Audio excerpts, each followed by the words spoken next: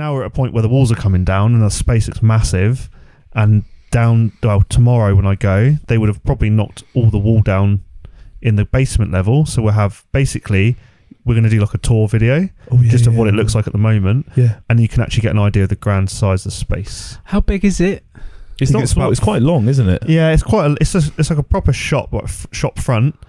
I see your shop front. Yeah. Yeah, I reckon it's probably like 4,500 square foot. That's not bad. Give me some sort of Okay, so comparison. East Park's gym floor, it's probably like 2 of those. It's probably 2 East Parks. Yeah. That's is cool. Is it as wide though? It's not quite as wide, No. is it? It's a lot longer though. A lot longer, yeah. And there's also 2 floors, isn't it? Yeah. Are you That's going to good. have different zones for like powerlifters and bodybuilders? So downstairs is going to be all the plate loaders, all the plates, all the calibrated plates, all the powerlifting Watson dungeon sort of thing. just like a dungeon basically. And it will have all the Watson dumbbells and all the benches down there, Smith's machine, all that stuff down there. Then upstairs would be all of like the plate loaded stuff, all of the pin selectorized stuff, the hammer strength, the Atlantis, the Cybex, the Prime. It's good. If you document any of it on your story, if you tag me in your story hidden, then I can just share your story as well.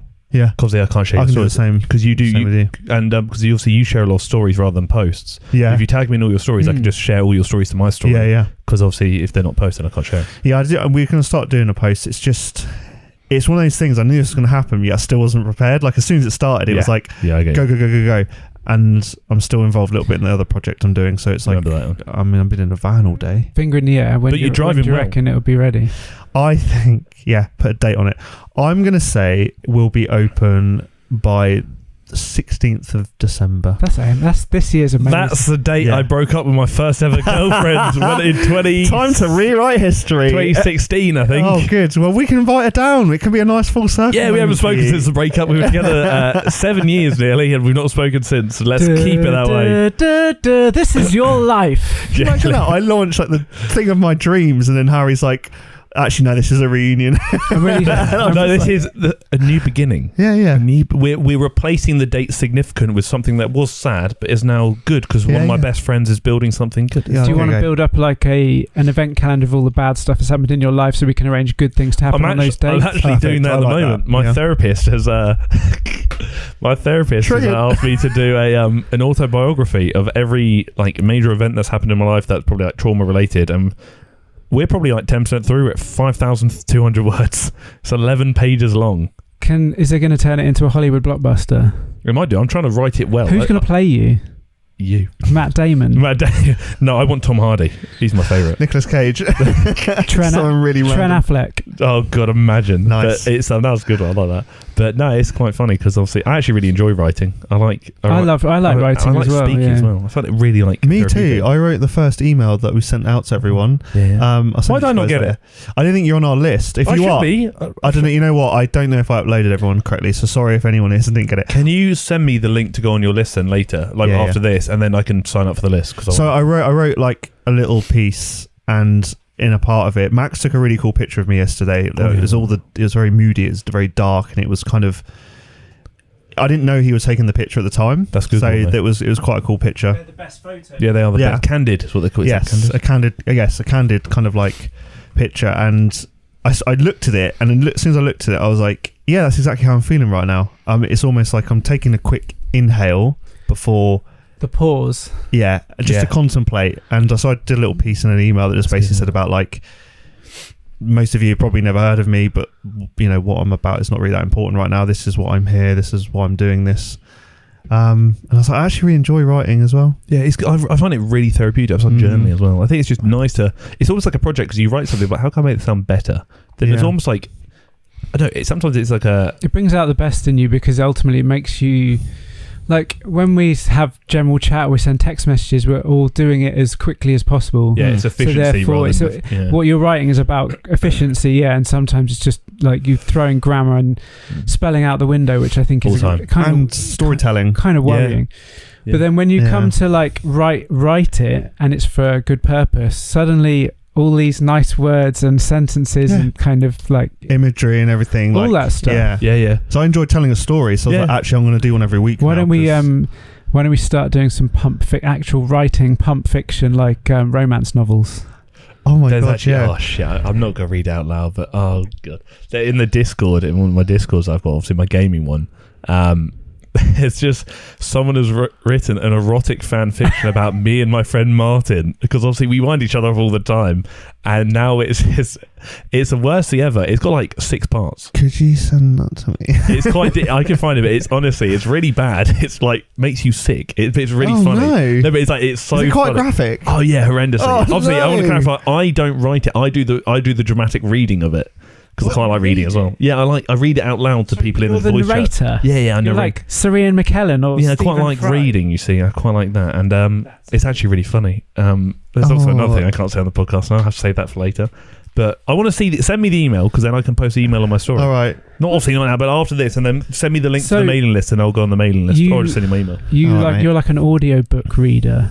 Like you're the voice maybe. of an audiobook. I don't think I've got a nice enough voice. You just said you read it out. Yeah, but it doesn't mean I've got nice voice. It means I'm choosing to read something that's horrendously graphic and I need awkward. to join your Discord. It's honestly, it gets quite. I still don't fully understand Discord. I love it. Saved my life. Why is it? It's quite cool. Is Actually. it just like old school message boards, basically? What that used to be forums. But you can join voice chats. Yeah, there's like it's a lot more dynamic than that. You can join you can make like voice chat rooms so everyone can jump in. So it's like a group call. Yeah, or video call, you can do that, and you can share your screen and stuff like that. And a lot of it's just like when I'm playing games with people, especially when I go through periods of like decline where I feel quite lonely and I'm obviously up quite late. It's nice having someone. I can understand people to talk that. to. Yeah, It's kind of like MSN Messenger in a way. Like you go online, you see everyone on there. and you're ASL, like, mate. Yeah. MSN Messenger. Oh, I used to. You know that guy at school who obviously MSN Messenger that had like an emoji for every letter. That was me. Of course and it was. then after a while, I realised I hate this. I can't read what I'm typing. I have to right click to see what this means. Did you change your font and colour to like something that you basically couldn't read? Yeah. I was talking to a girl once. Yeah, it was like pink with the scribbly, and I was like, You're so My Chemical Romance as well. First band I ever saw There live, you My go. Chemical Romance. "Oh, good choice." Yeah, very good. Honestly, best gig ever. I think it was Not a- I 2013 couldn't- maybe. I think I can sing one song of wasn't theirs, but I 2013. don't know enough about them. How old was I when I was... I don't know. It was 2007. That's what it was. Yeah, I would have been 7. First gig I 7. ever went to, I was 14. It was Reef. Oh wow! Do you know what, one of the best bands I've ever seen live? Go on. Wheatus. Really? Do you know what really upset me? Wheatus. Teenage Dirtbag. Yeah, but obviously it's the only song I knew. But they obviously, this is the last gig I went to was Busted. I was like, oh, go on there, let's go to Busted. Hear me out. Because they did a reunion tour. And Cobus, remember the drummer on YouTube? Cobus, he was their drummer. And I was like, I recognise him. I've watched him on YouTube. And then their support act was Wheatus. And I first of all threw up like, Wheatus is not a support act. They're a bloody main headline right there. And then all these youngsters, at a time. honestly, all these youngsters were there and they didn't know who Wheatus were. And I'm looking at all of them saying, no, you deserve to be here. Like, you don't know what's happening. There's one 40-something-year-old man in the crowd, loving life. Never seen a man so happy, screaming Teenage Dirtbag. I'm like, my friend. That's the American Pie era music. The best. What are the best gigs you've ever been to? Ooh, I saw 30 Seconds to Mars once. Yeah, that's good. They were fucking like Jared Leto. I was to say Jared Leto. He's incredible. So it was the tour. It must have been 2 albums ago, and he started the gig, and they had this song that has this like really low frequency like rumble, and and this big cube comes out, and he's backlit, and he obviously looks like Jesus anyway, and he's wearing this huge fur coat with his hair down, and the boy can sing, he's just belting out these notes, and I was just like, what the fuck is going on? That was an amazing gig. Mine, I've got a couple. I went to a private Strokes gig. Oh, cool. In Camden. Well, that's Camden's a cool place. They were playing under a pseudonym. This was at their peak, and there was about 600 people in the venue, including the Foo Fighters were there watching them. Oh, that's wow. really cool. Coldplay were there watching them. That's also cool. Various other famous people. Me and my brother were there because I was in a band at this time. We were well connected with the industry, so just got invited to it, and that was incredible. That was just mad. And then going to that Blur gig recently, obviously I grew up listening to them. To be at the front of a very small venue watching a band that I idolised as a teenager, that's amazing. That was a big one. Yeah. And then going back, nearly dying watching Rage Against the Machine. That was a good one. Me and my friend, I think we were 16, saw Rage Against the Machine, and down the front, we thought we'd squeeze down the front, not realising what a mosh pit actually meant. and a Rage Against the Machine mosh pit is quite a lot of energy. We literally had to be hauled out by a security guard who saw us basically drowning in people. Yeah. He had to pull us out. Yeah. But it was still an amazing gig. And at the drive-in, that's another one. There, I think they were a good band. I still back Michael Gomez as the best gig I've ever been to. But to be honest, it was actually really good live. I saw a Day to Remember, but they were being supported by Architects before Architects were actually coming. This is when they just released a Hollow Crown album, so they were like very early on. And I'd obviously knew of them, only knew like Follow the Water and like Early Grave and a few of those early songs. And I knew they came out. I was like, I wonder what they're actually going to be like, because obviously they're quite a heavy band. Yeah. And I was like, they're actually really good crowd control. Yes. And obviously now they're a lot more, because this is around the early Bring Me era as well. Like they were kind of coming up at some times. That album changed everything. Oh, see, I first of all, I would say objectively, that's probably their best album regarding how many people actually liked it, because people who weren't even into metal were like, that's a really good album. And I was like, yeah, fair enough. But I still like the old Count Your Blessings. That's the one that got me into metal. Yeah, it is a good... I've seen so many random bands, because I was lucky enough that my dad liked live music as well. So he would... I would go see Rush. I've seen Rush about 6 times. Cool. That's cool, yeah. I've seen like Genesis and Peter Gabriel and stuff, which is cool because my dad likes them. But then my dad would take me to go see the Foo Fighters. I've seen the Foo Fighters several times. I've seen them 5 or 6 times. Mainly at Reading Festival, though. I was at Wembley. I was... Prodigy at Reading Festival. Prodigy, I saw Prodigy as well. Yeah, good. I'd love to go see them. Muse at Reading Festival years ago. They did Origins of Symmetry from start to finish. That's cool. It was amazing. I've seen Muse, at Wembley. I saw Prodigy, Pendulum, and Chasing Status all together at Warriors Dance Festival. Oh, wow. This was probably about 16, I saw like Peak Linkin Park. I bet that was good. Like Meteora era. Yeah. So like really good Linkin Park. Probably the best Peak album. Blink. And then I saw them again like a lot. Peak Blink. Yeah. And then I saw them in like something Guildhall or something. And then I saw them obviously years later when they got older.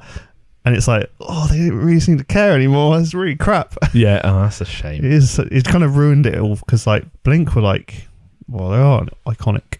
Yeah, like they are. Yeah, I never massively got into them, but I can still listen to a few of their songs. Like this is done. So nostalgic. It takes you back to being like 13, 14. 16 for me, obviously being an older one. Well, it's the American Pie era again, isn't it? Like when I think of Blink, I think of American Pie, and those movies were like really coming of age movies for me, and probably for you as well. I mean, they wouldn't be allowed to be released now. They are so good, though. I'm sorry, the early so American, like 1 to 5, maybe 6, but especially 1 to 3, incredible. Yeah. They are so good. There's an interesting conversation. I mean, it's not really worthy of our podcast, but people saying that films these days, no one's making kind of like little indie films anymore. Like no one's funding like shitty little indie films. They're all like big mainstream ones. All films now have to be like huge, massive box office films, like Marvel bullshit and all that sort. Don't get me wrong, I love all Marvel stuff, but it has kind of massively saturated all that kind of big green screen production side of things. Like there's no kind of like, you look at all the great like weirdo little films gone by, like I don't know, Jay and Silent Bob and stuff like that. Who's doing that anymore? Where's my car? Kevin and Perry Go Large. What a classic. All I want to do is do it. Or just like kind of bizarre little indie films that are just like really unusual subversive storylines. People don't do that anymore. No. It's like it's all kind of been ruined and blown out of the water. You just need the directors as well. Who's like, I forget his name now. There's like loads of like cool films that I'm not going in with that anyway. Two was a really good movie, bit random. That was never like that massive. No Country for Old Men. Oh my god, I love that film. It was a good movie, isn't it? Really good movie. Because he was a villain from James Bond, wasn't he? We rewatched Javier Bardem. Yeah, he's unreal. Yeah. He's unbelievable in that film. I tell you what, we just rewatched Don't Look Up. Have you seen that? Yeah, that is alright. It's not bad. Yeah, is it scary? No, it's a comedy. It's a comedy. See that I can't do comedies. I don't like comedies. The new dark comedy. The new Leonardo DiCaprio film coming out soon. Scorsese. It's supposed to be DiCaprio's best acting performance. Everything ever. he does is good. Apart from The Revenant, I watched 10 minutes of it and turned off. It's a great film. I've heard it's good. I should probably. You just need to settle. You need to prepare yourself for it. Settle in and just let it wash over you. Honestly, but I stand by I can tell you now the best and worst movie I've ever seen. The best movie, hands down, Interstellar. Changed my life. Oh yeah, that's Nolan's favourite ever film. It's the best movie I've ever seen. I remember my friend at the time was there like, watch it. I was like, nah, not for me. For a year and a half he tried to convince me to watch it. I was like, nah. Then one day I was like off uni, I was not very well. I was like, oh, fine, I'll watch Interstellar. I watched it, 10 minutes in, I was like, And then the next day I watched it again. Yeah. I was like, I can't stop. And now And you I need keep to seeing new things all the time, all the reference points. Love it. I need to rewatch. It's so clever. Even all the books in the bookcase. Yeah. Sorry, spoilers. No. in like, it's like there's references to the reasons why the books have been chosen and everything. Yeah, everything's It's important. It's It's so one of the clever. things. It's the only movie I wish I'd never seen, so I can see it for the first time. Like, there's 2 games I wish I never played, so I could play them for the first time, like Skyrim and old school RuneScape. Like, there's honestly, come at me. I will shit on anyone who thinks it. Honestly, come at me. See what happens. Alex the max Kid, the count. Master System. That's Honestly, fine. every quest nailed it. Max the count. Talk to me. How many hours do you have on the game? I've got years. Remember that. But honestly, like, so when something's so iconic in your life, like Interstellar, Skyrim, old school RuneScape, I'm there like, I wish I never even encountered them, just so I could feel that first love again. But then the worst movie I've ever seen is probably Locke with Tom Hardy.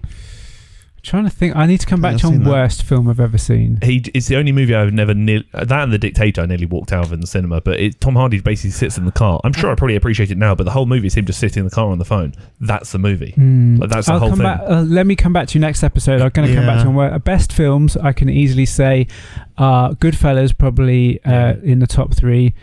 Dark Knight, Batman. Oh, it's in my Humdinger. It's in my top 3. I do love Shawshank, obviously. Classic. Forrest Gump, I love. Never seen it. What? Yeah, shit. I knew this was coming. Sorry, man. Never seen E.T., never seen Titanic. So this guy doesn't like pizza either, so... Yeah, well, you know what? Let's not get personal. What's your best movie you've ever seen, then? Go on, pipe up. I know I'm not going to lie, Interstellar. I like Tenant. Like, that's a cool film. Never seen it. Yeah. Not Tenant. It's not about someone renting a flat. Well, maybe there should be. Have I been watching the wrong film?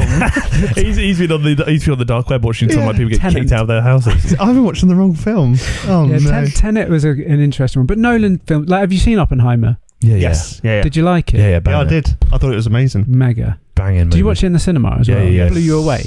Yeah. When the bomb drops. Yeah. I watched that whole sequence, the way they built the tension was perfect. Yeah, just good movie. Good. The acting cast, like, so many people in there. I was like, I recognise you. I know you're from Spider-Man. Insane cast. Literally, Spider-Man? Like, the Green Goblin from Spider-Man. Yeah. I was like, there he is. So many, like, I was like, what? Inception's good as well as another Great Nolan movie. film. Yeah, I do like that film because I like the end. I like that it just goes and it's gone and you're like, oh. Okay.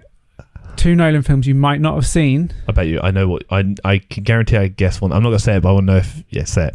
No, you say it. No, you say it first. I'll tell you if it is. Guys, Memento. I knew you were going to say that. I was like, I've seen it. Great movie. Memento. It's a It's a bit nuts, though. It's a great movie, though. And The Prestige. And that's the other... I knew you were going to say The Prestige.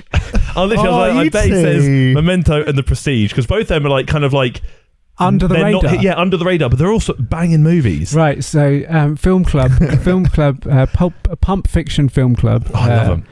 By all means, I think Memento, if you watch it, you'll think you'll finish it and think, what the hell did I just watch? You need to really take it in. It's a bit nuts. And then The Prestige is a film that on paper you think how is this a good film?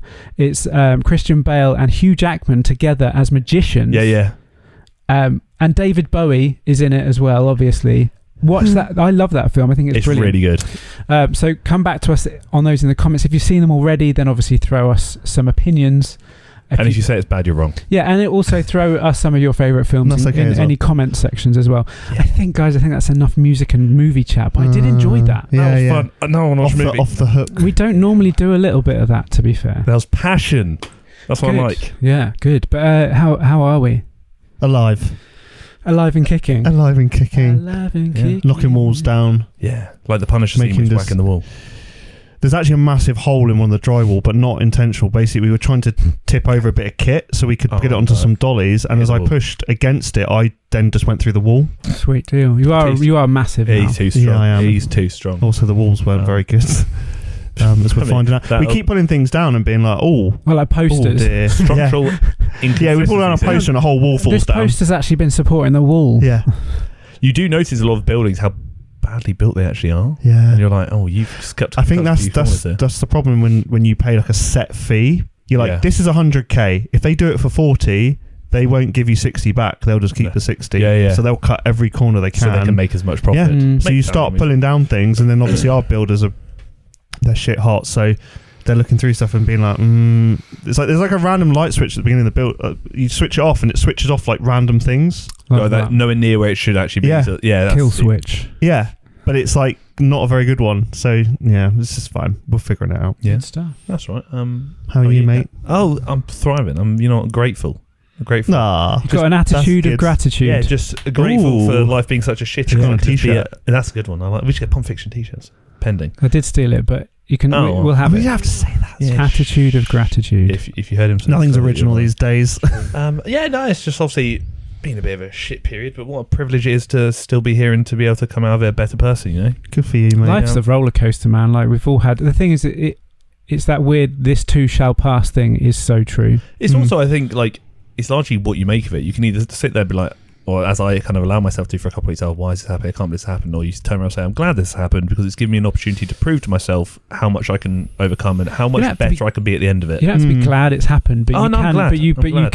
You can use it as a springboard to take yourself into far off into the future, doing better things. I think I just find like gratitude and like privilege in knowing that I've had a shit period because, like I said, I am glad it's happened because without that I wouldn't have done this, and without that I wouldn't have invested as much time and work into therapy and almost like bettering myself as a friend, as a man, as a human. Less distractions now. You can focus on you. Yeah, essentially just do better, and then next time people see me, and as they see me progressively, you're like, oh, you seem like you're getting better, and that's what I haven't done for years. That's what I want to do now, is become the best version of myself after having been the worst version of myself. You need the lows sometimes for the highs. You need to kind of like, then you can pull up into Massively. it. I always say, agree with like, that. I always say mental health is a privilege because it allows you to go through something really bad but come out the other side of it knowing how you could do, how you've done better, and knowing how to overcome that again, or knowing how you can help other people do the same thing. Builds resiliency as well. Like you Grit. can really hit like low and be like, oh, I can pull out of that. Like that's Yeah, fine. 100%. Well, 100%. we can take that as a springboard to talk about a bit of our topic later, which is motivation and discipline. How are you? Me? You seem well. Good holiday? I've already asked you this, but you could tell me again. How was your holiday? Holiday was fine. I was in Cyprus, enjoying some sun, got a bit of colour. It's got Yeah, I a was gonna naughty little say. wormy vein popping up there. Look You at can that. see it. You might not see it, but it's looking at me. I've trained back and biceps today. Just now. To be fair, You got here. I got 10 minutes before you arrived. I got back from my workout, There you go. so Yeah. I've got a bit of something going on. I don't have very good biceps, so when I flex, it's not Neither great. do I. Don't worry. Neither They've do I. never been that great, but I'm working on it. I'm still working on it. But yeah, holiday was good. Relatively refreshed, although I did still have to do some running when I was out there, which is interesting, acclimatizing to the heat and whatnot. Character building, though. Very character building. I like Do have a story from it, actually. Is it toilet related? Annoyingly, yes. Oh, I love it. It's my favourite one. Oh, it wasn't anyone in the bush with a mask or anything. Not again. Yeah, well, Mike, stop seemingly my runs seem Sorry, to Rob. be causing controversy. But yeah, we'll be talking later actually about, I wanted to talk about pickle juice later. I don't know if you've ever read about this, but I read the other day that pickle juice is really good for hydration, which is obviously something I'm quite keen on, having to run long distances and stuff. Yeah. So I might look at it. I've got an article we'll pull up later. But in regards to longevity and planning for runs and stuff, obviously I had to get up quite early in the morning to beat the heat and so on. So I was getting up at like 6:30, throwing on some running shoes and getting out there. But the problem with that is well, obviously I'm out there eating a lot of food, and when you wake up first thing and you bolt out of bed and you get straight out, you just get on with it. So anyway, go out for my early run and get going. I'd had a pretty typical evening the night before, and where we are is in a village. Run out of the village into the kind of like country. I mean, it's all pretty country, but it's like in a mountainous Cyprus village, if you will. So it's all like farmland and stuff. So I'm running down these tracks, and I'm quite far from home now. I'm like, oh shit, my stomach's not feeling so great. Oh, you didn't put in the bush, did you? It's one of my worst fears. You didn't. And, you did. Oh no. So like I've had this before. Oh no. I've needed a number 2 when I've run before, and that means poo. and usually I can sort of suck it up, as they say. Yeah. That means bring the poo back in your bumhole. Well, it's not. I'm helping. Like an internal grasp. Yeah, It's not introducing itself or anything. It's just my stomach basically signaling to me this would be a great time. Yeah. And I'm like, Darkness is this pending. isn't. I'm like, this isn't a great time. So suck it up. And obviously, Go, I carried on running. Be quiet. Daddy's telling a story. Oh, that's quite sinister and arousing at the same time. Mike's got a boner now. Thanks. So obviously, running down. Just keep running further and further away because I've got my route planned. It's about 8 kilometers. I'm reaching a point which is now about 4 kilometers. I'm about as far away as I'm going to get. It's progressively worsening. Okay, it's getting worse, and I'm like, I don't know what I'm going to do. I don't know what I'm going to do, and the first thing that's springing to my mind, Paula Radcliffe in a marathon actually once shat in a drain in full sight of everyone. She shat in a drain. It was in the news, wasn't it? Yeah. Did you know this, Harold? You not waffle stomp it down the drain? What? No. Waffle stomp it. I think it was fairly. I think it was fairly fluid. You actually shat in the drain? No, you didn't. No, she did. Yeah, I thought you were going to say she shat in the drain. Anyway, so I'm now running back, and annoyingly, the return leg of the run is all uphill, and I'm thinking, if this isn't a metaphor for an uphill battle right now, I don't know what is, because ultimately it was a struggle at this point, and I'm like thinking I'm not going to make it. I really don't know what I'm going to do. So I ran past some country houses and got to some more farmland, and I was like, do you know what? Fuck it. So I turned around, ran back, ran into a field, and that was that. I had my Paula Radcliffe moment in a bush, in a field. I've got to ask, how did you wipe? I basically, it was quite. It was. 'Cause that's what I'm scared about. It was quite just flew out of me, shall we say? Where it ends up going higher than when it. Like when someone comes out of the bottom of a log flume. The expression like pebble dashing. Oh no, yeah. But I did my deepest squat. I was very, very like sumo squat. Yeah. I'm so sorry if you're listening to this. Hit depth. I bloody hope you hit depth. I got full depth. Yeah, it's 3 white lights. No jumping commands there, my friend. And so basically I did it, and I was like, I've got no choice. I've just got to crack on, get back. Basically, I got in the shower fully clothed. Good man. Because I was like, mainly the shame. Dido playing in the background with him just crying in the shower. Mainly the shame. Wife was there stroking his back. Don't go there. She was still asleep, so thankfully I could live this one out on my own. Yeah, well, not until now. And then, so obviously, take my shorts off. I wasn't wearing underwear because I had special running shorts on with like the lining, what have you. Took my shorts off, expecting the worst. Nothing. Ghost poo. I'd had a complete miracle experience. Ghost poo. Charles, I'll say this now, and I want, if you're listening to this, please take this on board. If you think it's clean, wipe 10 more times, because if you're not bleeding, you're not clean. Well, I think it's because it wasn't like...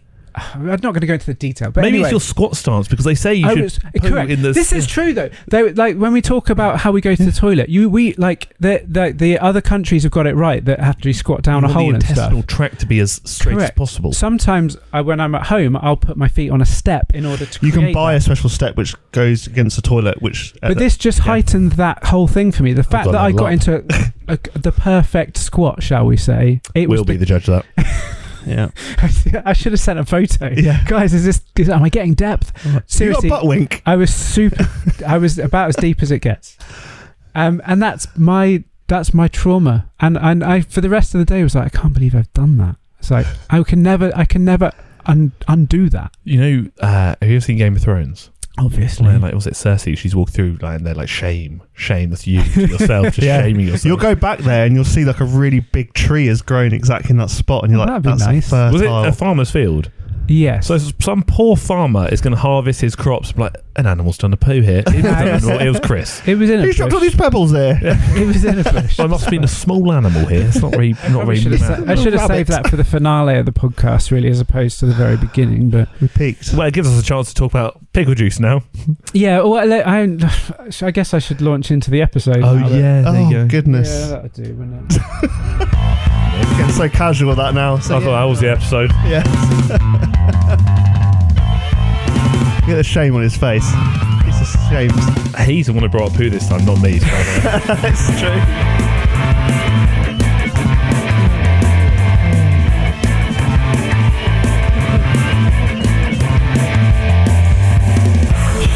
Shame. I've never not pooed in a toilet. Good for you. Well, that's a great... I actually get really bad, like, toilet anxiety. Fuck it, you know what, if you actually do want to hear a poo story, because I can tell you, save it for the end. I can tell you a panic attack story, but no, I only go toilet at my house. I can't go in public. It's not me. It's I remember that at East Park. Yeah. I need I'm to go much home. more comfortable in my own environment. Yeah. Your own throne. Yeah, I like just Game of I need Thrones. to find peace at whatever I'm doing. I need to find peace. Literally is Game of Thrones, isn't it? I've It pooed is. in loads of places I bet you that have. are not a toilet. I had a friend who used to. Poo to people. It was his claim to fame that he would poo in famous places. Like, he was really proud to have done it in, like, the Burj, the tallest building in Dubai or whatever. And Right. he's done kinda it get In a logic toilet, to though. it. Yeah, obviously. I don't know. He could have just done it on the Well, like, spike on the top. there's Slide various- off the top, just pooed off the edge. he did some jobs in some famous places and basically was proud to have used their facilities. Anyway, Next time, poo on a famous person. How about that? episode 24, Is I it? think. Yeah, I think you're right. Coming in with a bang, quite literally. I'm very sorry Pebble that dash. for once it's me that's brought the tone to Yeah. a ridiculous depth. Also, Full depth. over 25,000 downloads, so thank you for being here. Thanks, guys. Really appreciate We're doing it. that. That's the thumbnail then. There you go. Honestly, we are grateful for you listening. I don't know why you're listening, given the stuff that we talk about. Yeah, 3 best friends. But the stupid thing is they probably prefer that chat over the actual informative stuff, which is the concerning part. I do. Yeah. I do too. Yeah. But as always, I'm still Chris D. Fellows, although slightly shamed at this point. And lighter Shame as well. details. Also And lighter, very much and so, one yeah. with nature. I'm more Yeah. efficient. Look, at the end of the day, I ran home a lot better as a result of it. And I'm not anything for the sake of finishing well. Do you know what I say? If I have to do it in the marathon in Amsterdam, there will be facilities. I'll run thankfully. behind you and wipe your bum. Well, they do have toilets like on the way, so it's fine. But yeah, Michael Carter's still with us, even though he's Hi. like seemingly very hard to get hold of with the whole kind of gym thing. He's like up in the air. He's like this mythical creature floating between gyms. I'll take that. He's building a legacy. So he is. I'm legacy building. Interestingly, he's building the Barbell Lounge, which is hilariously, when I watched back on YouTube and it auto does the captions, is coming up as Bible Lounge, which is a much That's different thing. Every Sunday. So Barbell Lounge Barbell Lounge on Sundays will of course be Bible Lounge. Yep. Where people will be delivering speeches and sermons, reading hymns, if you will. Yeah, and any shame that you're holding, obviously, we can Absolutely, just I get will rid be of that. going there. Harry will be, helping people with their confessions and collar. their shame. If you've got To any be of your fair. own, he specifically deals only in toilet shame. When I used to play, when I play horror games and when I used to stream them, or my friend was streaming, every time I'd scream, I'd start shouting a Bible verse or like start screaming. Why do you know Bible verses? I Googled, didn't I? Oh. I was thinking I was doing some prayers of repent and evil to stop the demons from killing me because I'm scared of horror things. Does it work? No, I had nightmares still, so clearly didn't do that much. Good stuff. And yeah, he's still Harry I'm underscore still unwell. Harry Moore. I'm still unwell. He's still unwell in many ways. Yeah, We all are. We all are in our own special way. Yeah, but no, Harry fair Moore in the enough. building. Hello. Everyone all right? All Yeah, right, boy, you right? Yeah, let's crack on. Yeah. So today's episode, in a rather roundabout way, we're going to be talking about discipline versus motivation. That's going to upset some people.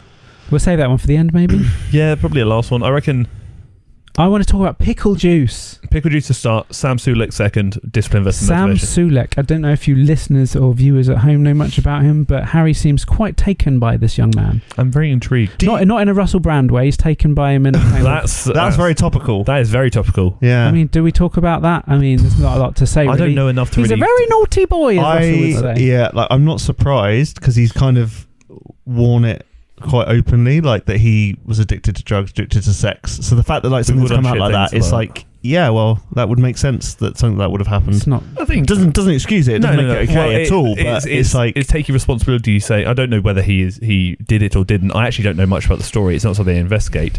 But whether he did or didn't do it, whether the accusations are true or not, it's his responsibility to say, if they are true, I fucked up. I made a mistake. I'm going to take responsibility for that. I'm going to become a better person. Yeah, but rape's pretty bad, man. I don't know. I've not heard what the allegations are. It's rape based. But then I've heard a lot of people go back on it and say like, oh, actually this and that and that. Obviously, I know his big agenda is, because I'm speaking about out against the mainstream? Are they now coming for me? Yeah, I'm saying I just don't know what the... So with these, because I don't know all the information, I don't know enough information. Maybe watch some of that documentary and you might have... Dispatches. I just turn around and say, you know what, it's not my place to have an opinion because I don't know enough to have an opinion. And God forbid it's true. I hope it is not, but God forbid it's true, then I feel very sorry for everyone who's been involved because that's bloody awful. It's all pretty bad. Anyway, not what we're here to talk about today. So let's go on to my initial thought, which was pickle juice today. Yeah, you're going to have to run with this one because I have no idea. Yeah, well, neither do I. I get the logic. But so obviously I did my longest training run ever the weekend just gone. I did Insta story it. You probably didn't watch it. I did. You're running around filming. I was, yeah. I ran back to my hometown and ran past some like landmarks like my old house and my old school, my first job, all that sort of stuff. Just mainly to entertain myself, but people for some reason were watching it as well. Towards the end of the run, I started to get a bit of like stomach cramp and stuff. I didn't take enough water, I don't think. What happened last time? Yeah, exactly. At least it wasn't that. I did go to the toilet twice before I left the house. Got that PTSD coming, poo traumatic stress disorder. Yes, fine. But anyway, hydration is a big deal, I guess, for a lot of athletes. And in the last few weeks, I've heard people mentioning pickle juice before. And then today, randomly, a famous person, I can't remember who it was. Okay, that was it. It was Damon Albarn, of all people. People said to him, what would you have for breakfast after a big night out? And he said, pickle juice is really good for a hangover. So then that made me think, what is this mythical pickle juice? So I basically thought I would have a look into it. I've got some theories. I'm sure you'll hit us with some of your theories. Well, my theory is when you're hungover, you obviously dehydrate, which means you're probably getting rid of the old sodium and things in the old body. Pickle juice is notoriously, as far as I'm aware, very salty. So you're not just replenishing what you've essentially been flushing out when you're hungover, which also goes into running when you're sweaty a lot. You're not just replenishing what your body is losing. So... Got 10, pretty much, I agree. That's my theory. 10 reasons to drink pickle juice. 10 reasons. I give you 10 reasons not to. It soothes muscle cramps. So maybe like electrolyte balance. That's what I'm thinking. So the vinegar and pickle juice may help with rapid pain relief. And I haven't heard of that. Vinegar may help stop nerve signals that make tired muscles cramp. Apparently. It's a may there. Helps you stay hydrated. Hydration. It's a water aspect, isn't it? Sodium and potassium combined help you get hydrated faster. Sodium is electrolyte, that's blah, blah, blah. Yeah. Potassium is another electrolyte, so that's pretty good. It's a fat-free recovery aid. If you're trying to lose weight, you're probably not too psyched about consuming high-calorie sports drinks. It's a good plan to replace lost electrolytes. So instead of having like your sugary Lucozades and stuff, then it's low-calorie, which is pretty good. Yeah. Low cost, I guess. If you buy a jar of pickles, you just drink the juice. Wrong ends. It contains antioxidants, vitamins C and E, which is pretty good, I suppose. What else have we got? May support weight loss, apparently, because of the vinegar side of things. Apparently, after a 12-week study, participants who consumed vinegar on a daily basis lost more weight or fat than those who hadn't, apparently. Well, I'm not going to lie, probably maybe not hungry, not want to eat. It's a bit sick. I'd want chips. It helps control blood sugar levels, apparently, as well. It helps boost gut health. Fermented foods and so on. Like probiotics. Apparently, stuff. dill is healthy. So dill pickle juice. Dill has quercetin in it, and that's a cholesterol-lowering property. Bless you. And it sweetens your breath, apparently, as well. I don't know, man. I reckon you have some stank-ass breath after that. I mean, the hangover stuff makes sense. Exactly what you said. Like, the main problems when you're hungover is dehydration and electrolyte balance. If you can get those things sorted out, which is why, like, if you can have some water before you get... Oh, he's got a packet of it. Get a life. What? That pickle was so aggressive. Do you actually take that on your run with you or what? So this is just a pickle.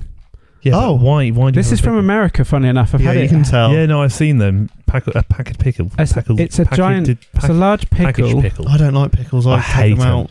I hate them. I take them out of everything. And 0 calories for the whole pickle and the pickle juice inside it. If I'm about to try and be 0 calories. Yeah, I'm trying to be a bloody mass monster. How can something have 0 calories? I'm trying to be a mass monster. Why do I want 0 calories? Don't want to try it. No chance. Mike? No. Try a bit of pickle juice for me. I'll try some pickle Yes. juice. Yeah, I'm out. You boys, you're grim. I've had it. I did the milk. I'd rather do the milk. Traumatized by the milk. Oh, God, the smell. I hate them. Oh, I'm calling my... I actually don't Something. like. I Oh, don't. it smells nice. Do you ever buy dill pickle crisps? It's grim, man. You need... No, I like pickled onion crisps. Smell. You can have a little smell first. Just have a little waft of the corner there. Yes. I can smell it through my jumper. Do you want to have a sniff? No, go away. You Come on, smell it. Oh no! I squeezed the bag, forgetting there was an actual pickle in it, and that really made me feel really nervous. Squeeze the bag. Look, you No, I don't wanna do no, it. please. Do you want to hold Harry, the pickle? Hold the Harry, pickle. squeeze this. Just squeeze it. How unnerving does that feel? Oh, that stinks. It smells like... Can I you know try what? some? I'm not going to say it. It It's like a Capri Sun.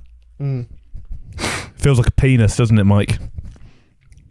It's so salty. So salty. You need to get therapy. That's coming It's actually from not so someone who's in bad. therapy. Come on, Harry. No, you're dead. Ingredients are Don't cucumber, water, salt, told you, vinegar. you grim. I've got my pickle here, and I'm sweating. Feel, Get a how, glass, feel how friend. wet my palms are.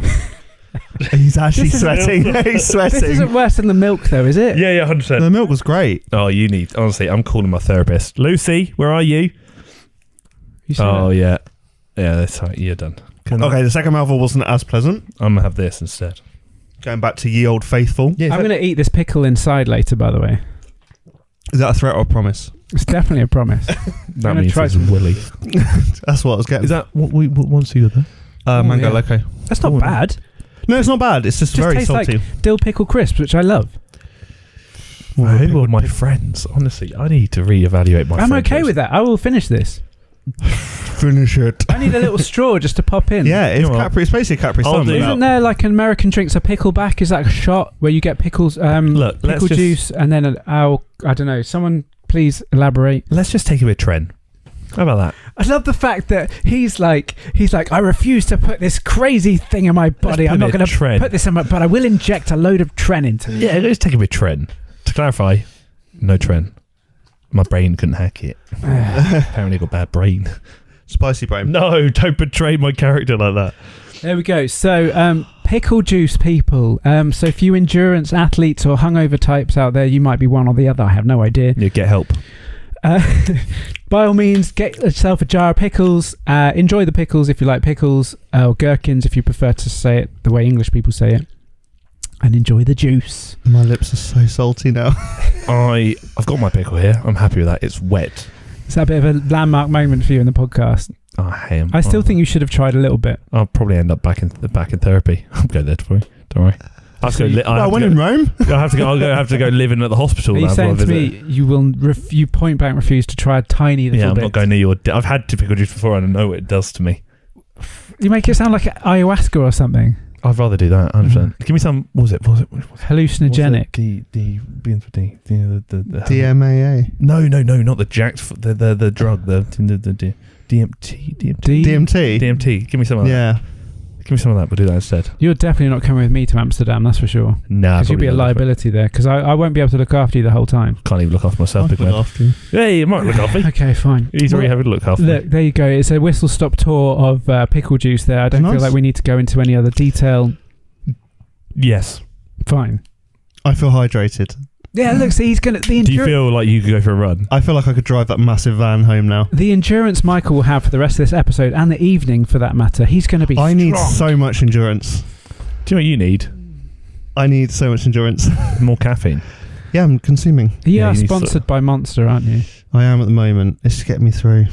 Anyway, Harry, lead us on to topic number 2. if So you basically, would. everyone's crying about Sam Sulek online because he's got a pretty jacked up diet and he's obviously running a shed load of gear at 21 years old. He's enormous. You should put a picture of him on like the bottom of the screen. Oh, he's on massive. YouTube. Yeah. So just people can just see who he is. He's if Harry huge. can be bothered to do that. Yeah, remind me and I will. I will. But yeah, he's a monster. He's absolutely... He's got fantastic physique and obviously he's running a load of enhancements at 21 years old. Probably not the best for your health, but he's not a stupid guy. He's a very smart guy. And a lot of people have this big negative idea surrounding him saying, oh, he eats like this, he does this, he does this.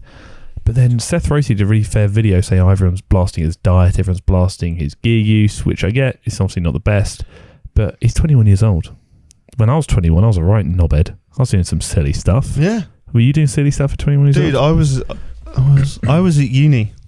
Yeah, show them. I was at uni. I was going out 4 or 5 times a week. I was not. Are you on the bevs? Yeah. I probably would have been better off doing loads of gear. Yeah, probably. So you're telling me this kid's 21? He's 21. Yeah. If you watched a video clip of him diving, have you seen it? Yes. I've seen that. He's He's an athlete. incredible. He's incredible. He is so memeable. He's hilarious. Like there's this one where they're talking about he's got to like a million subscribers. He's in his car And he goes, yeah, it doesn't matter. He's like, yeah, it doesn't matter anyway. Legs. Gonna get the left in. So legs today. So you telling me that what's his goal? Is he trying to get to Olympia or something, or is he just trying to be? I think he wants to go pro. Right. So he is serious. I think. He's not just doing this for the tubes. No. I think he actually does it because I think he just loves bodybuilding. Because I saw. He does, yeah. I follow Fuad Abiad. Obviously hostile and stuff. Hostile Supplements. He's doing quite well with that. Obviously, ex-Olympia bodybuilder. He's now sponsoring Sam, so he's now getting more content through them and all sorts of stuff. Yeah. Obviously, Fuad's a very clever man there because he's picking up a very young talent Who's blowing up. I've never seen someone grow that fast in the fitness industry. Because the thing that I like about Sam, I think the reason he why looks like a homeless man. I mean, he probably does, but the thing I like about him, and the thing why I think he's blowing up is because a lot of like maybe lost teenagers and lost young men, the way he speaks, he's very real. He's very personal, and he's very connective. Like when you speak, you actually feel like he's talking to you. It's quite nice to listen to him just ramble about things. He's got a very calming voice. He has a really interesting perspective on life, and it's very much just go with the flow sort of thing. And it's a really good one to have, I think. Obviously, pros and cons of everything, but I think a lot of younger men are really attaching to him because he's almost telling them what no one's ever told them before, and it's almost giving. But then flip around, I also think there's the other side of when you are in a position of uncertainty, you don't really know who you are, as a lot of us didn't when we were younger. You'll attach to anyone and then hyperfixate and then just kind of become them, which I think is not a good thing. Well, that's what's happening with Andrew Tate. That my theory behind why are we that. bringing up more weirdos? Ultimately, it really It's stems all from linked it together. all stems like I'm a big fan of Sam Sulek. I really rate his content, but I'm also old enough to be able to identify what was for me and what's maybe not for me. But the thing with Andrew Tate is that I think there's probably there's definitely a similarity between a lot of his consumers, both of them being Sam and Andrews, and one can assume that it might be lacking dominant male figure in their life. That's why people like that get so popular, because they're just strong, like male. And a strong opinion is better than no opinion, even if it's the wrong opinion. They're filling the void. They're filling the void of they're filling the void of a dominant male figure in the lives of many men that probably don't have a dominant male figure, that probably maybe have to have the best relationship with their dad, or maybe unfortunately may not have a dad anymore. And then when they're missing that male figure that they've had to become, they see someone with a strong opinion like Andrew Tate, whatever it may be, and then suddenly they're like, oh, I align with that because he's what I wanted a dad to be, or something like that. Is an idiot. Have you seen his fitness advice, Andrew Tate? I bet it's crap. I don't watch his stuff. I have not seen a single second of him talking or doing anything. Mike Israel pulls it apart, and it's so funny. I like Mike Israel. It's so bad, and I'm like, this guy's literally just decided at 2 a.m, probably jacked up on cocaine, like, film me doing air squats in my bedroom, and we're going to tell all these like incel boys to the thing that my fitness routine. The pessimistic side of me always says it's fantastic maybe that he's getting through to some people. I don't agree with his message. I think I've seen a few of his videos. Sulek we're now back on to. No, Andrew Tate. I think I think it's fantastic what he's doing. No, wait for it. It's no, that's not what you said. No, it's fantastic. Yeah. He's getting through to people, which I think we need to. Right. It's just a shame he's pushing a really shit message, which is actually quite anti-women, which is very damaging in this society. The whole, female human trafficking. But he's obviously done something fantastic where he can get through to them. What would be ideal is if he got through to them and altered his message to actually promote a good message. He's done something which many people have failed to do, which is actually get through to a lot of young men. Yeah. But he's taken what could be an amazing opportunity for growth and to actually encourage young men to achieve amazing things and do things, and he's actually shot it with the agenda of negativity or whatever it may be. It's not your fault, it's this person's fault. It's his fault. And lack of responsibility, lack of accepting, like, I screwed up. No, it was them. And also the thing that I find that people really neglect to realise is he is a business. Well, there you go. What is the sole purpose of a business? He's a brand. All these people. What is the sole purpose of a business? All these false to make money. idols. All these false idols on social media are literally spouting extreme bullshit in order to make money. Because ultimately, by speaking, for some reason, if you sit somewhere in the middle, you are not popular. Yeah. Therefore, you have to be an extreme of one sort in order to polarize people, so that people can be like, yeah, most people probably do sit somewhere in the middle, right? So when someone extreme comes along who says something that they might have thought about, they suddenly idolize them because ultimately they've been brave enough to say it. Liver King is another example. Someone that's just extreme. But that's the thing, and he gets eyeballs. Well, I'm reading a book at the moment called Men's Work, and one of the things he identifies is when you have probably trauma or resentment towards a male figure, like your dad's anger, your dad, whatever it may be, what you then fall into the trap of is black and white thinking, which is something I do myself. No one sits in the middle anymore, which is why these extreme figures do so well, because these young men who have issues with men in their life or lack a male figure will very quickly go to the black and white extremes of he's extreme, that's the black, that's the white, and they can't do that middle ground, saying, actually, sometimes Andrew Tate has said things that I don't fully disagree with. Actually, that could be a good point, but then he'll ruin it by saying something else. I'm like, you've lost me there. What black and white thinking says everything he says is gospel. What a middle ground thinker is saying, actually, there is a potential for maybe a good point there, but I'm smart enough to realise that I think he's actually discredited his own opinion. Didn't Hitler create the VW Beetle? Did he?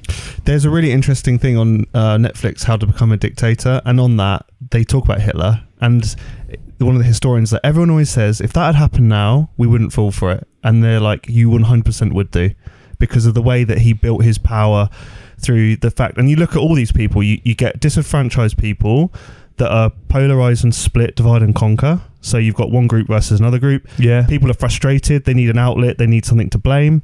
The right person comes along, says the right thing. It's actually these Donald people. Trump bullshit. Yeah, well, yeah, and that's how he did so well, because America was so fed up with just like coming second. They were like, Trump just came along and just said, nah, we should be first, and everyone was like, yeah, that's what we need. We should be. It's like, I'm going to make us first. It's like, all right then, and then let's not get political. Well, what I'm trying to do is something that obviously you've kind of helped me with, is try and understand the point of other people. Yeah, like, it's very easy for me to say I completely disagree with Andrew Tate. I think he's disgusting. I think he's this. I think he's this. But what I'm trying to do is, what good has he done? And the good I can really identify is he's got through to people. It's just a shame he's got through to people with a shit message. Yeah, which also means if you can get through to people with a shit message, someone can get through to them with a good message. So it shows there is hope, almost. Yeah, so I think it's just when people get desperate, isn't it? They just reach out for something. Yeah. But then that's why I think a lot of people latch on to Sam Sulek, because again, he's that male figure that they're like, I kind of need this in my life. And I think he's got a much better message than Andrew Tate. Yeah, 100%. Is there not the potential concern that Sam Sulek is the next Dallas McCarver? Maybe. It's heavy. Maybe. It's a pickle, mate. It's pretty heavy. Yeah, well, the concern, people compare him to Rich Piana. Oh, God. But obviously that essentially refers to a young, well, especially Dallas McCarver, a young guy on a lot of anabolics who end up unfortunately dying at 26 years old.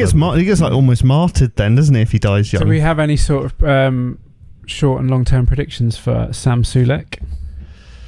I think if he can stay healthy, and he gets enormous, like he could. He's a big dude. He's a very big dude. I think. But as Nick Walker's proven, being big doesn't win you everything. Yeah. I think my prediction to him, I don't know if he'll ever go IFBB Pro route. I think he's just going to be influencer. I think so, but also my concern is that he's blown up so quickly. Will he die off very quickly too? Which I don't want him to, because kind of Liver King style. Yeah, which I don't want him to, because I actually think he's just a very relatable, decent guy to watch, because he just trains hard and says, "Let's just go to the gym." I guess it just depends if he can evolve his message and his content. If it's the same stuff over and over again, then some people will always consume it, and some people are like, okay, we know this now, we need something more from you. Well, he's a smart guy. If you ever listen to him speak, you're actually like, shit, you're actually really intelligent. Yeah. I think he's in university at the moment, so he's obviously doing something. What's he studying? I don't know. I never spoke about it. He actually did a joke comment saying, someone said, what are you studying? He said, sizology, major in origins and insertions. I was like, I like that. Nerd. Cool. I think that's enough of influencer chat. Discipline versus motivation. Yeah. So goodness. It's a big one, I guess. Or it doesn't have to be a big one. It can just be a little ones are okay as well. But it popped up again as in a typical way on Instagram. Oh, before we move on, Instagram, I keep getting messages about broadcast channels. What's that about? I have no idea. I don't really see Instagram that much anymore. Anyway, I'll have a look into it. But anyway, saw a thing someone posted, and I thought, do you know what? That's kind of true.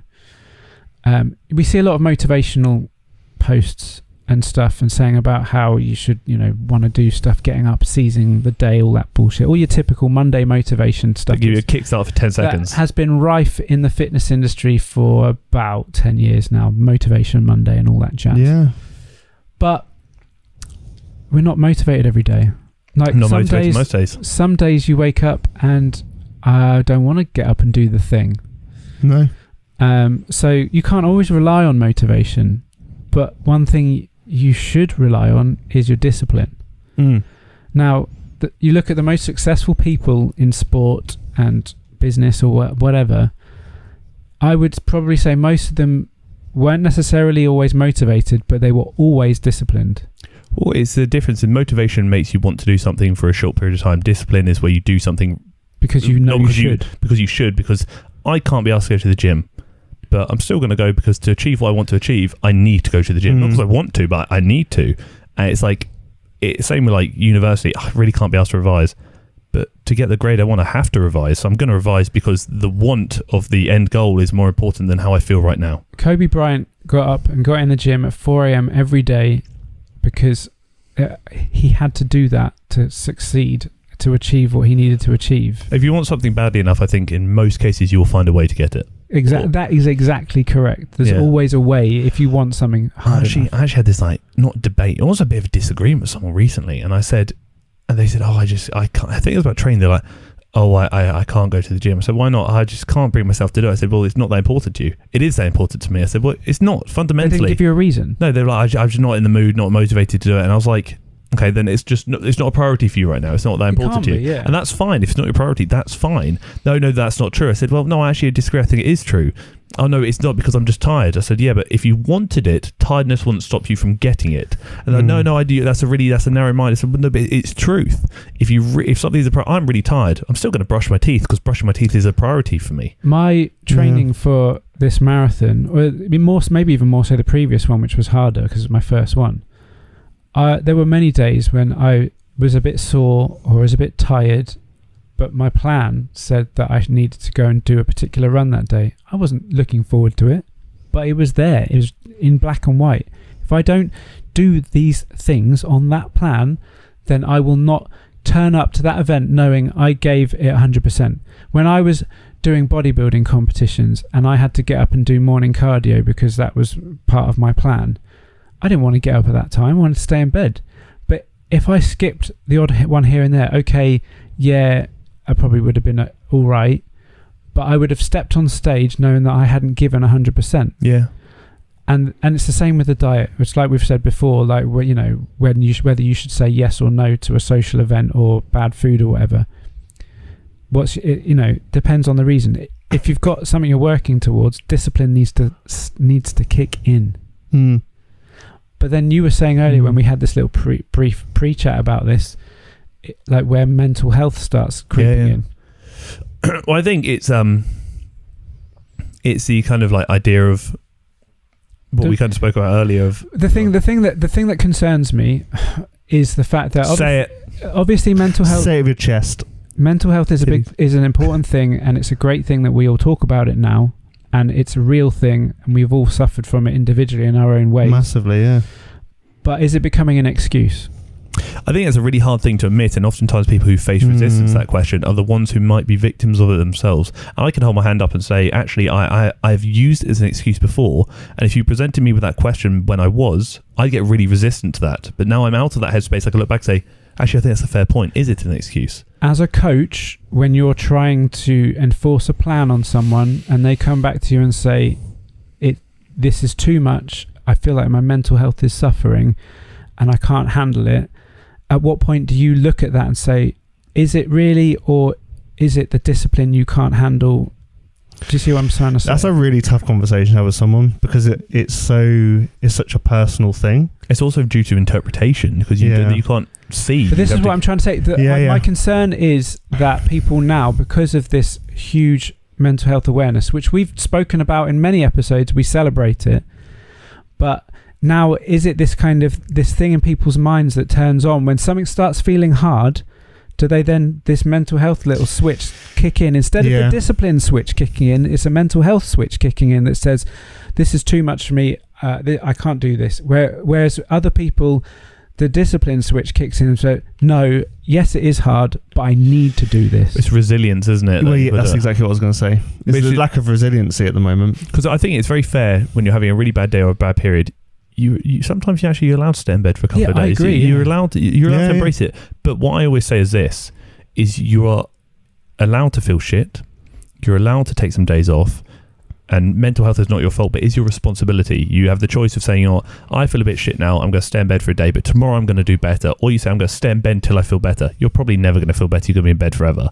It's about saying, "I'm going to allow myself to feel shit, but not forever. I'm going to be controlled by this because I'm going to let it control me just for a bit. But come a day, 2 days, an hour, a week, from that day, I'm going to start regaining my control 1% better at a time." You give it the space to feel, you let the feelings in, but you do have to get to a point where you need to pick yourself up and move forward, because no one else is going to do it for you. Don't be consumed by them. Don't be controlled by them. Allow them to do what they need to do to encourage them to pass, but at some point you have to turn around and say, "I really don't want to do this, but I'm going to do it anyway." Because I think you said it right at the beginning of this bit, like motivation is like a feeling. It's very fleeting and you can't rely on it. Feeling. Great, it's the best. It feels good when you suddenly get it. That episode where we were reading all the old school bodybuilding stuff. Or no, when we were talking about deadlifting and squatting and all that sort of stuff. And then you said you wanted to... we were all like super motivated. And motivation is a great feeling. It's like a kickstart, but it needs to fall into something because it will go. You need to carry it through. That's why that you said your discipline needs to kick in. Your discipline's based on the alignment of your actions to your goals. If you're not disciplined enough to do your actions, then are they really aligned with your goals? Do you even know what your goals are? I think the way to look at it is motivation is what will get you started. Discipline is what will get you across the line. That will help you endure. I think embrace the suck. It's really hard to identify that. It's also really hard to deal with it. That's the episode name, Embrace the Suck. But it's one of those things that or Pickle Fiction. It's one of those things of when it comes and you do get stuck with the "I just can't be asked today." It's about saying, "I really can't be asked today. I'm going to do it anyway." And I guarantee you'll probably feel better afterwards. And also, you can turn around and say, "I did something I really didn't want to do when I was in a really bad headspace, but I still did it. What a show of adversity and ability to overcome adversity and strength. I've done that." It's amazing, that feeling. It's incredible because you could turn around and say, that's why I always say, like, be thankful if you think you've had the worst day of your life, because... How many times have you had that feeling and you're going to go for a workout and you're thinking this is going to be a shit workout, I'm not in the mood for it, and you walk out and you're like, that was an incredible workout. Well, that's the thing, is like, you go in, like, I had a workout at 1 a.m. the other day. I couldn't sleep. I was like, you know what, it's going to be a shit time, but I'm just going to go to the gym. Probably the best workout I've had for ages. Me and Ryan used to train at midnight as part of his prep for Olympia. We used to call it midnight touch-ups. It was a bit of a weird name for it. We've all done it together. We've all touched each other up at midnight. We'd go to a random 24-hour gym in fucking Hounslow, like scary ass shit. There's weights everywhere. I mean, I'm not scared. I've got a fucking giant black guy with me. He's like jacked out of his mind. He's a big boy. He's a big boy. But so I wasn't afraid or anything. But honestly, they were great workouts. It's like I'm leaving the gym at like 2:30 in the morning because we've done a workout and then done an hour's cardio at like 2 in the morning. It. But it was great. I don't know why. It was just like this, like it was almost like a real buzz just to do something so out of character and unusual. I almost kind of like again, I can't apply this mentality to others. I'm trying to apply this to myself because I understand everyone's different.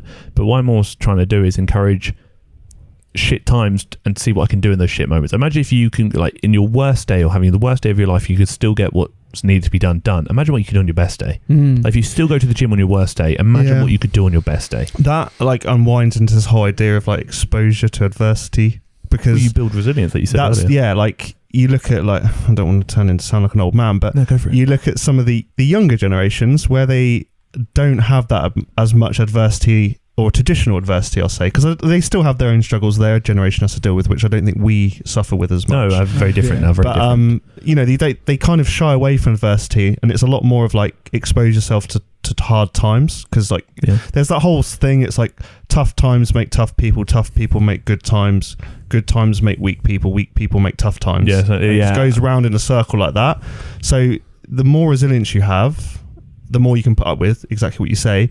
You then realise that actually I can hit pretty low and still pull out of that nosedive, and then every time something goes wrong, you don't catastrophize and spiral. You go, oh, this is a bad day. Okay, that's fine. Tomorrow will be a better day. Let's just get through today and not say fuck it, hit the fuck it button and ruin everything. We'll just get through the day and then start again tomorrow. Yeah, it's one of the things that I've been very guilty of catastrophizing a lot in the past, and now I'm trying to identify.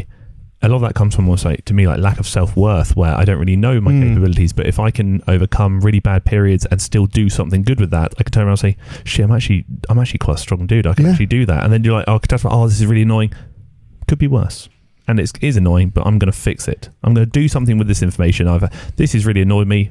Still going to get what I need to be done. I think at certain points it's where bringing other people into the picture actually helps. Like, for example, when you're struggling, that's where a plan actually helps. Yeah. Because ultimately, like I said before, the days I don't want to do a run or whatever when I'm struggling, I still do it because in my plan and someone's written that for me. I've paid money for that. Accountability as well, yeah. So the accountability helps with the discipline. But likewise, like for example, when you're struggling just in life in general, if you're doing it on your own, you're going to struggle to get out of that. So therefore, if you find someone to help, maybe that kind of the idea of having a plan in place, even if it's not for sport or something, a plan for life, even from someone else that can help you, that's the same motivation to stay disciplined and get you out of that. Well, this kind of also goes back to the earlier conversation about Andrew Tate. Is how much of what Andrew Tate is saying is actually resonating with you and make you feel like more of a man, maybe, or how much of that can you just do yourself?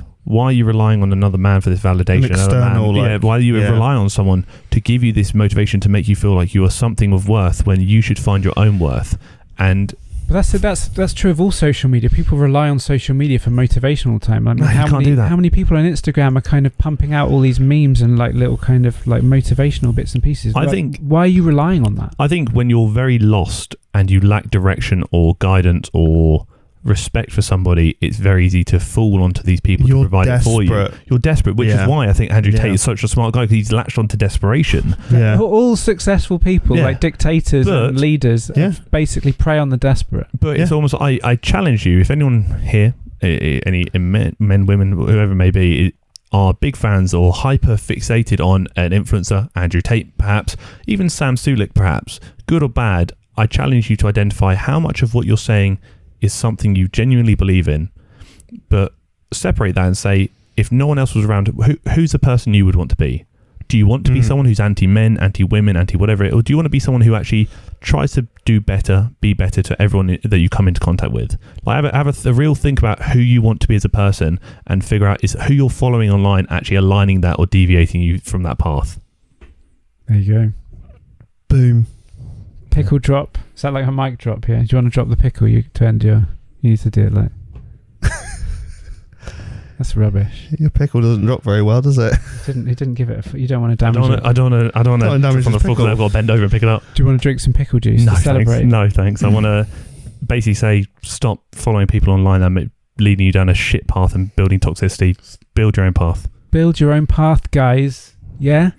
Yeah? Read a book. Go to the gym. Talk to a friend. Help someone out that can't help you back in return. There you go. Oh, wow. Yeah. Big. That's pretty big. Did I tell you about that? Oh, I didn't tell you. That's the story. I'll tell you off. All right. I've taken on another job. You're going to tell anything? Yeah, I'll tell them. Only a few people watch this. As of just for me to again give something back to somebody who can't give me anything in return, I've now started, as of next week, we'll be caring for old people part time. Nice. Just to, again, because I can't get anything. That's wholesome AF, man. It's for to build a better me, you know. Damn right. And also, you probably learn a lot from these people. Put in perspective of how life's actually all right, you know. Old people have got so much to give, but the problem is they feel they're not valued anymore. So very lonely as well. The more value you can give to those people, the more they can give back. And be like, it's been proven that if you have a purpose, that keeps you going. I think when I went through a real period of wanting to not be here, it was very much I found reasons to die, but now actually turn around saying, well, what are these reasons to be alive instead? I think it can really be quite helpful. I agree. Purpose. Yeah. Love it. I've got to leave in a second. I'm late. Oh, I'm bloody late. Well, it's fine. I think we've reached our climax. Quite literally, we have shat it all out. You did plenty of that. Let me Google Maps it. I'm shooting basketball stuff content now. Don't know if you've seen. Yeah, it's cool. Working for the Reading Rockets. Come and watch the Reading Rockets play basketball. I'm doing it for free because I want to help that team. You should bring that camera up to BBL. What's that? You should bring the camera up to Barbell Lounge. What, Brazilian butt lift? What did you like? Brazilian butt lift? No. I just think it's cool to get different styles. I've said this to the guys. I was like, I want to get different styles of I'll do some. I'll do a drone thing for you. The gym would be finished in like 6 weeks, so it would be an empty room, but it would be a lounge that we can use. With still more content. Better to have more than it is to have less. You've got more to choose from. Words. There you words. go. The words of Harry Mic Moore drop. there. Pickle drop. There you go. What was I going to call this episode again? What was it? Oh, embrace the suck. Embrace the suck pickle juice. Yeah, that's right, everyone. And on that note, I think Harry is leaving. Mike is probably leaving as well. I need to drive the big van. Yeah, he does. I've got parked it quite well. You did. He saw it, and I saw your picture. It was very good. I did watch you on my CCTV parking that van. That's okay. Yeah, good. We're all watching out for each other in different ways. Yeah. Sometimes we don't even know we're watching each other. Correct, that's kind of. I guess that's okay. Fortunately, no one was watching me at my hour of need in Cyprus. The farmer was probably watching you. He had the shotgun out, and he's like, "Nah, he's having a." I've seen pellets like that before. I think it was actually right next to a wedding venue because they have a lot of wedding venues in Cyprus. Here comes the diarrhea. And I think it was right next to one of those. Make it rain. Literally. On that note, chocolate rain. Some stay dry and others feel the pain. Chocolate rain.